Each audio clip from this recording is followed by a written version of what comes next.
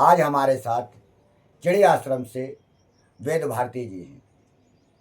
ये संसार अनेक ज्ञानियों से भरा हुआ है, बस आवश्यकता होती है उस ज्ञान को समाज के सामने लाने की, उस धारणा शक्ति की जो सभी मनुष्य के पास मौजूद है। उसी धारणा शक्ति के एक प्रतीक हैं हमारे संत वेद भारती जी। मैं चाहूँगा वेद भारती जी आपसे कि जो आपने जीवन में जो भी माँ भगवती के प्रति या देवी देवताओं के प्रति आपने पूजा आराधना आस्था रखी होगी, बहुत कुछ प्राप्त किया होगा। आज जो आम जनमानस है वो सब वही प्राप्त करना चाहता है, तो उसका मार्ग बताइए कि ईश्वर तक अगर वो पहुंचना चाहता है तो अनेक मार्ग बताए गए हैं, अनेक तरीके से। एक साधारण मनुष्य भी उस मार्ग को चलकर ईश्वर की प्राप्ति कर जी जी जी बड़ा सहज और सरल साधन है, इसमें कोई परेशानियां नहीं हैं। बस इतनी सी बात है कि अनेकों जो मार्ग बताए गए हैं जी, हम सब वही कर रहे हैं। अनेक मार्गों में 5-5 फीट के हमने सैकड़ों गड्ढे खोद डाले पानी निकालने के लिए, और हम उनमें पानी नहीं निकाल सके क्योंकि हमने एक जगह गड्ढा नहीं खोदा। किसी एक शिक्षा को हमने स्वीकार नहीं किया, इसलिए हम भटक रहे हैं। अगर एक शिक्षा को स्वीकार करके हम उसी पर काम करें तो शायद हमारे सारे काम हो जाएंगे।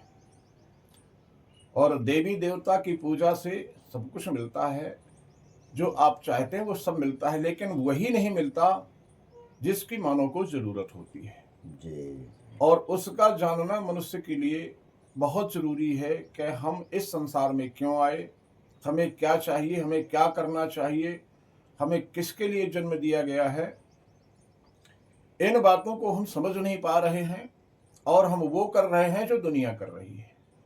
जो दुनिया कर रही है उसी रास्ते पर हम भी चलते जा रहे हैं। तो कैसे हमारा कल्याण होगा, हमारा जीवन कैसे सार्थक होगा, ये तो सच्चे सदगुरु की शरण में ही जाने से पता चल सकता है।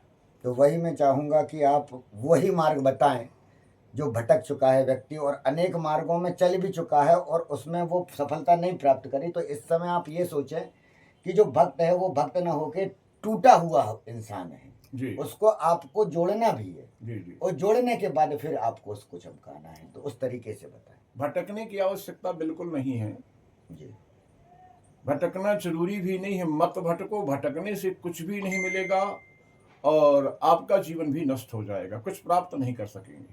हाँ, यदि आपको कुछ प्राप्त करना है तो इसका सरल साधन तब हो जाएगा जब आप उसको अपना लक्ष्य बना लेंगे। लक्ष्य बनाना जरूरी है कि आप क्या प्राप्त करना चाहते हैं। 8 योग बताए गए हैं, जी, यम नियम आसन प्राणायाम प्रत्याहार धारण ध्यान समाधि।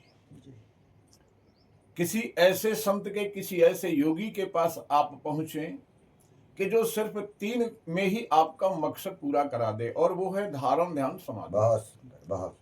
और यहीं से वो शुरुआत करेंगे। वो यम से शुरुआत नहीं करेंगे, वो यहां से शुरुआत करेंगे जहां वो पहुंच चुके हैं और आपको समझा सकते हैं। आप भी वहां तक पहुंचे हैं और उसी जगह से वो आपको उठा लेंगे और इसके बाद वो सब कुछ बताएंगे जो आपके लिए श्रेयस्कर है। आपका जानना जरूरी है और किसी के कहने की जरूरत नहीं। आप तो स्वयं कहेंगे कि हाँ, मैं इस प्रकाश से स्नान कर चुका हूं, ऐसा मुझे मिल चुका है, अब आगे का मार्ग मेरा प्रशस्त करें।